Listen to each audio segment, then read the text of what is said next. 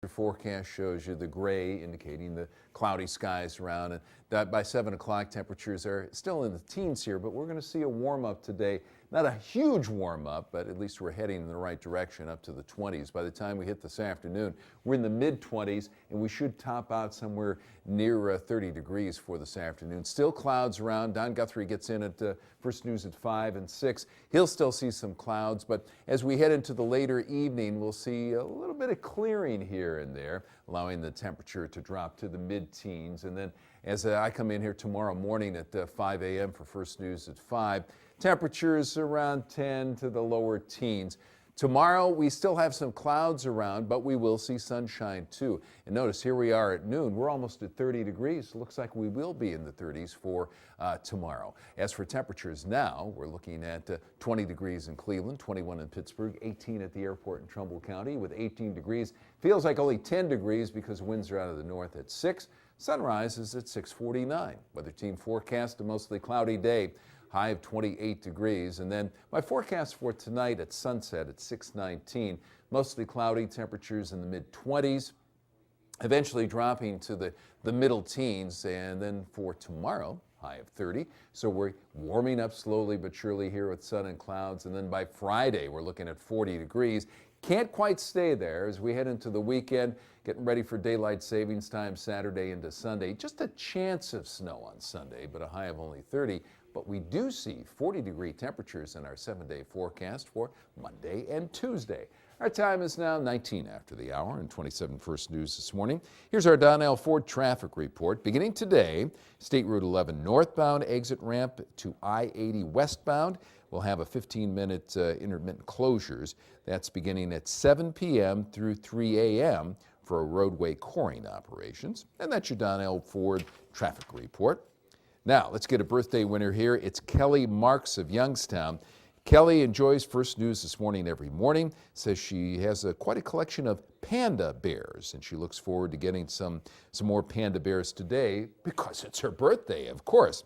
They don't have those at McDonald's, but you'll enjoy the Met Cafe breakfast celebration there, Kelly. And Kelly, enjoy your birthday with your panda bears. We pick one birthday winner 5 days a week to be eligible. Go to WKBN.com. or mail us your entry. You can include a picture too, but make sure you send all that information 2 weeks in advance. Our time 20 after the hour. I'll be checking the weather complaint department, and we'll look around the valley with our sky cams. Our time right now is 6:19. This has been a record-breaking winter in many parts of the country, and the winter storms have done more than mess up all those travel plans. They have had a real impact on travelers' wallets. According to MassFlight, January's weather alone has cost passengers $2.5 billion, all due to flight delays and cancellations. FlightAware reports this has been the worst year on record for cancellations, nearly 90,000 since December. And with more winter weather socking a large part of the U.S., it is quite tempting to think about a warm getaway. Really tempting. Karen Caifa has tips for saving for that dream vacation in our Consumer Watch. The snow, the ice, the cold. Winter refuses to release its hold on most of the U.S., leaving many to dream of sunnier skies. And researching a vacation to a dream destination is one way to spend a snow day. According to Smarter Travel, a vacation budget needs to go beyond airfare, hotel, and a rental car. Meals, baggage fees, cab fares, tipping, Wi-Fi and data roaming charges, admission to tourist destinations, and travel insurance are just some of the additional costs to consider. And it's always good to budget for too much rather than come up short. To put more money in the bank toward those costs, trim some extra expenses like the cost of a morning latte, a weekly yoga class, or a dinner out. And think how saving that cash now might mean more fun on vacation later. Bankrate also recommends using a rewards credit card for everyday purchases in the months leading up to a vacation. Using a card that gives points or cash back to pay for things like gas or groceries can cut the cost of hotel rooms and airplane tickets. And use social media to stay motivated toward the goal. Follow the destination's tourism board on Twitter or use Pinterest to pin photos or create possible itineraries of places to see, things to do, and places to dine. For Consumer Watch, I'm Karen Caifa. And coming up on First News, John Travolta finally speaks following his name flub at Sunday's Oscars. And get back on track from springing ahead this weekend with some daylight saving apps for your phone. Our time right now, 22 minutes after 6 o'clock.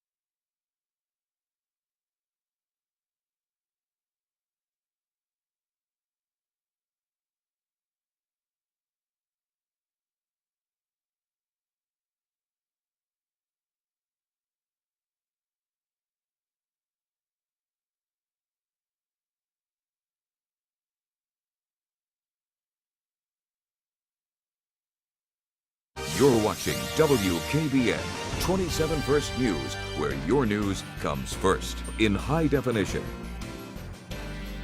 6:25 this morning. For some of us, this is really bad news. They say that eating a cheeseburger could be as bad for you as smoking cigarettes. All right, that's according to researchers at USC Davis who tracked the diets of more than 6,300 adults over the age of 50 for almost 2 decades. They found a high-protein diet during middle age makes you nearly twice as likely to die and 4 times more likely to die of cancer. But they say eating protein in moderation over the age of 65 is good for you. Well, a new study in the British Medical Journal says pregnant women who eat plenty of fruits, vegetables, and grains and drink enough water are far less likely to deliver a premature baby.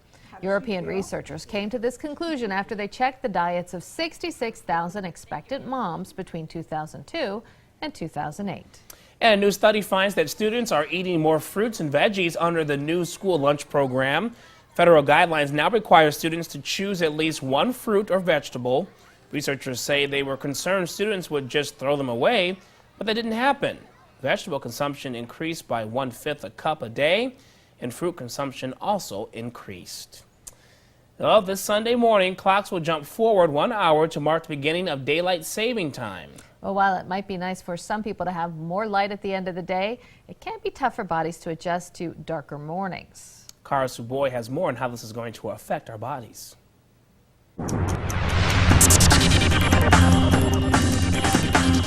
If you're not exactly springing out of bed in the darkness of morning, time to download Alarmy, also nicknamed Sleep If You Can. This ingenious app gives you 3 options to silence the alarm. By default, which is tapping the phone to turn it off, by shaking it, or the best part, by taking a photo to match an original. For example, a photo of your nightstand lamp, or even trickier, something in your kitchen or bathroom if you really want to be forced out of bed.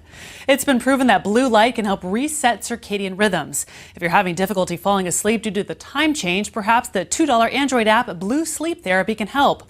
Through your phone, blue light is projected onto the wall or ceiling, guiding your breath and focus into a restful sleep. Winter blues got you down? Turn to the free iPhone app Blue Light Therapy to pick you up. It's simple. Set the amount of time you'd like to play with the blue light and then listen to the calming music while creating ripples of blue light on the screen. In San Francisco, I'm Kara Suboy, CNET.com for CBS News. Still ahead on 27 First News this morning, Secretary of State John Kerry meets with Russia today on the Ukraine crisis. And you'll hear the weather sirens today, but we are not expecting any severe weather. We'll explain why the blare of the horn will be sounding. More on that when First News this morning returns.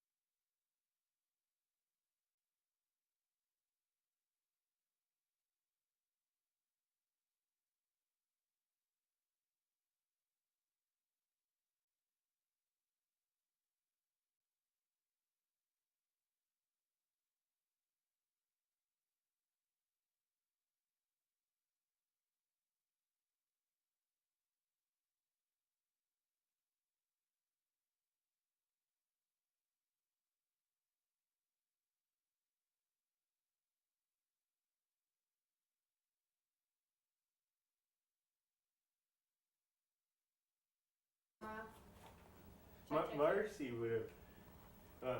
Can I get a mic check? Yes, mic check, mic check. 1, 2, 3, 4. Go ahead.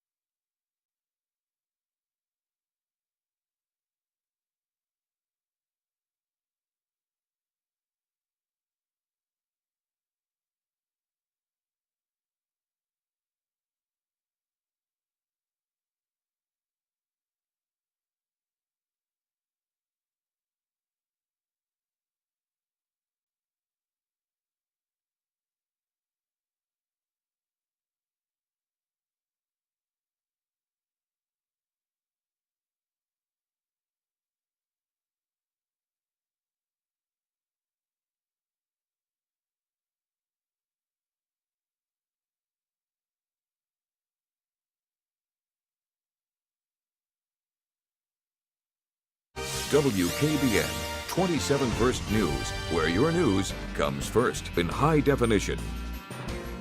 We're all three here this morning for the final half hour of First News this morning. I'm David Maloney. I'm Amy Radenovic, Rich Morgan here as well, because things are actually going to improve in the forecast department as far as getting a little warmer every day. Yeah, it's going to seem like we're heading towards spring. Positive. Like we actually are. Our winds here this morning are on the light side, and they're out of the north, though, so they're trying to keep us cool. Let's see how it blows the flag around in downtown Warren as we look from the Huntington Bank building. There, you can see it's blowing from north to south, and nothing exciting along the horizon there in downtown Sharon. So you can tell it is a cloudy morning. Usually in Sebring here, oh, look at how much of the snow is melted there in Sebring. As for the Lake Club, usually if there's a break in the cloud cover, you'll see something along the horizon. Not seeing that, but again, we're seeing quite a melt in the snow. And in East Liverpool, no trouble getting over the Newell Bridge on a morning where the Weather Complaint Department is closed because things are warming up a bit. We don't have any record lows or anything. Don't have any snow. Looks like a little bit of light snow around Sandusky this morning. As for temperatures, 20 in Cleveland, 21 in Pittsburgh, 18 at the airport in Trumbull County. With 18 degrees, it feels like just 10 degrees because of those winds, and sunrise at 6:49. We're running out of those early morning sunrises here as we head towards daylight savings time on Sunday. Today, high of 28, mostly cloudy tonight, low of 14. Then tomorrow, a little more sunshine and a little warmer, high of 30. We'll check out the 7-day forecast to see what this weekend's going to be like. Temperatures in the 40s or 30s, and we'll track the neighborhood weather for noon today. That's coming up. Our time is coming up to 27 before the hour. It's a bit of our theme this morning. The official start of spring, a little over 2 weeks away, and with the new season can come some wicked weather. We know all about that, and to prepare for tornado season, our local emergency management agencies will test all warning sirens in just a few hours. 27 First News reporter Greta Mitterator joins us live now with that story. Good morning, Greta. Good morning to you, Damon and Amy. Yes, in just a few hours, you'll hear sirens across Mahoning, Trumbull, and Columbiana counties. The tornado drill and siren test is at 9:50 this morning as part of Spring Severe Weather Awareness Week. We are smack dab in the middle here. And in Mahoning County, there's actually 51 sirens. Now, if you notice one not going off, you are asked to contact the Emergency Management Agency. Its interim director, Dennis O'Hara, is looking to double the number of sirens in the county, and he admits it'll take time and money as each one costs on average about $24,000. And today, though, isn't the only time they test the sirens. We test the sirens weekly, every Saturday at noon, and then I test them every Monday. I do a silent test. All of our sirens have radios in them. Call them, they call me back. If one does not answer, then I will notify maintenance, and we have a contractor that will go out and diagnose the situation. O'Hara encourages folks to buy a weather alert radio like you see there on your screen to make sure they can hear the warning siren in case of such an emergency. So what should you do in case of an emergency? O'Hara says be prepared now. The Ohio Committee for Severe Weather Awareness wants you to take responsibility for your safety. You can develop a disaster plan with other members of your household, conduct regular tornado drills on your own, and when a tornado watch is actually issued, review your plan. Don't wait for the watch to actually become a warning. And learn how to turn off the water, gas, and electricity at the main switches. Again, the tornado drill takes place at 9:50 this morning with sirens sounding for 3 minutes. We, of course, will check with the local EMAs on how the test went and how prepared local schools and businesses are. We'll have more tonight on First News at noon and then again on WKBN.com. Damon? Okay, thanks, Greta. Also, a good idea to download our WKBN News app to stay ahead of the weather. Texas-based Halcon Resources says it's suspending drilling in the area indefinitely. It says future drilling in our region will be dictated by results from 2 active wells in the area. Halcon currently has 1 producing well in Mahoning County and 2 additional permits. It also has 3 producing wells in Trumbull County, 2 drilled wells, and 3 permits. Halcon was planning to build a $70 million midstream oil storage and rail loading terminal in Lordstown. That project could now be in jeopardy.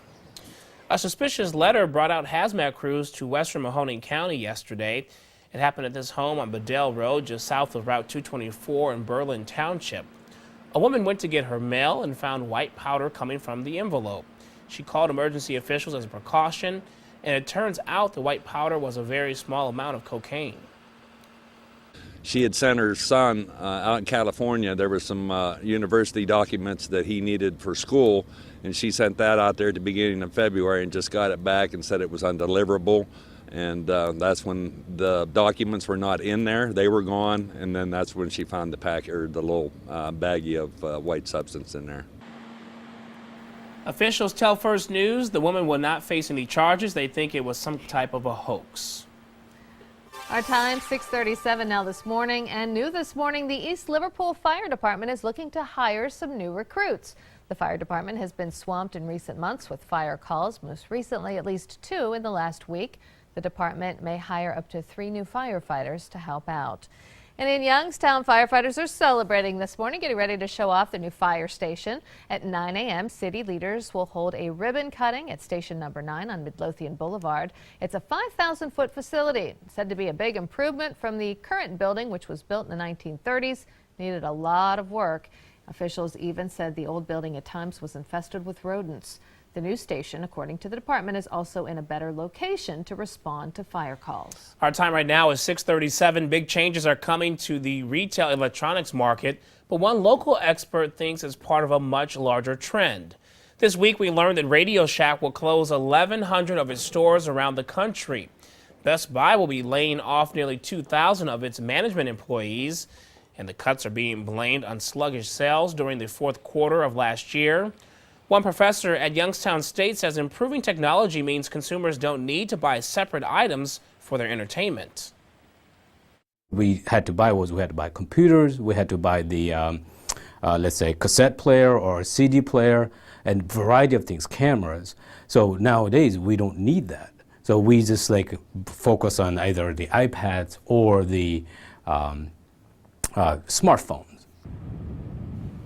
Dr. Dangle also says more customers are relying on the internet to research and make their electronic purchases, and that means they don't have to visit the store in person. He predicts electronics businesses will eventually need to retool themselves and offer a more diverse product line to attract customers. Amy? An Austintown animal shelter looking for some help this morning. They still need to find new homes for 19 cats.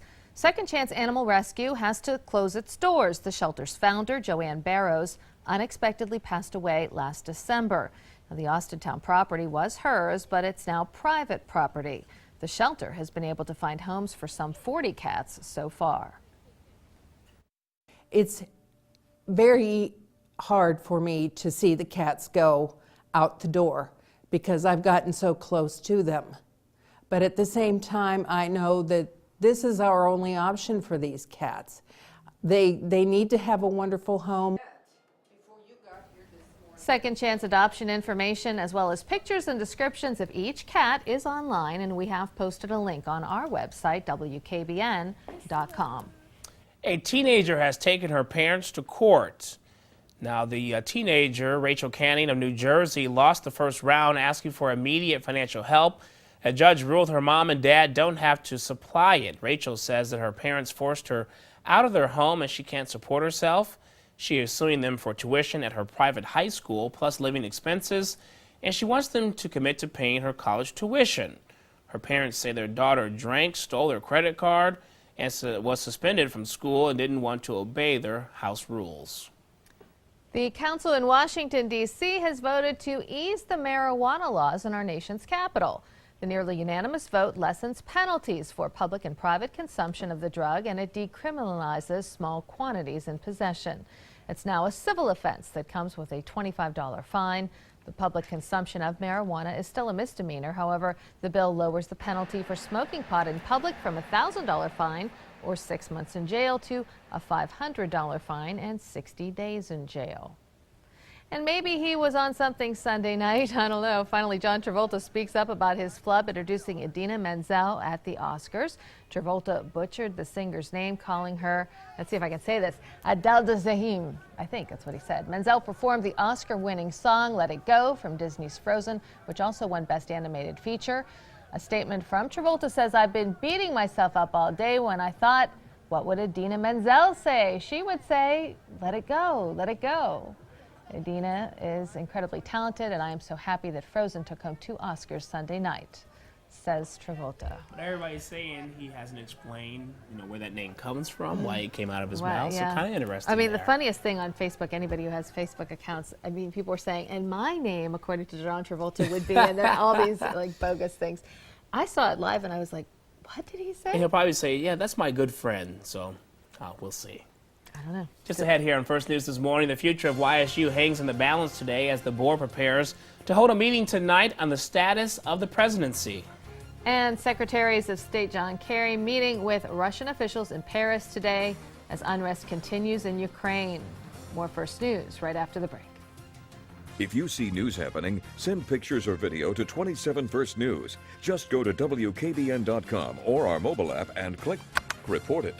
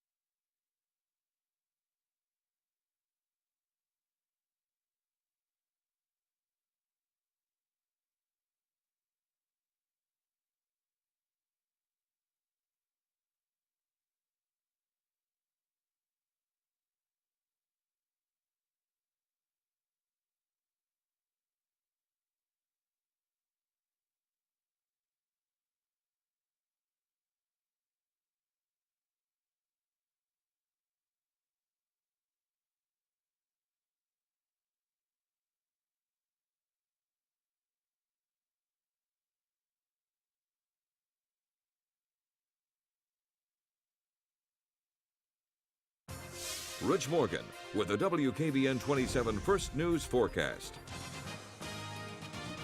16 before the hour on 27 First News this morning. It's going to get rather loud, and not because of the weather, it's because of the weather sirens in our area. At 9:50 this morning, you'll hear those sirens for National Severe Weather Preparedness Week. But also, if you don't hear those sirens, go to our Reported app and let us know so we can take care of it. We can help you get those sirens back on in your area, or just contact the local officials.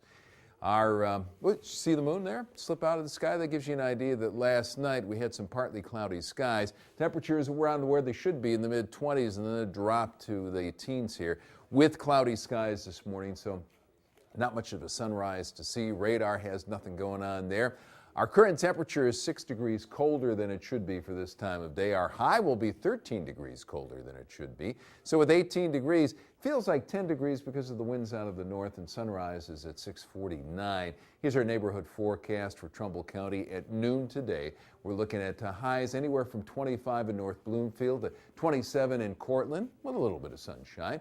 In Mahoning County, 27 in Lake Milton, 25 in North Lima. How about 25 in Berlin Center? Also in Columbiana County, 25 in Wellsville, 27 in Lisbon, 26 in Homeworth. A little bit of sunshine there, and a little bit of sunshine in Mercer County with 26 in West Middlesex, 25 in Greenville. And as for Lawrence County, we're taking a look at mostly cloudy skies, 26 in Newcastle, 25 in New Bedford. And our weather team forecast for today eventually hitting 28 degrees with mostly cloudy skies.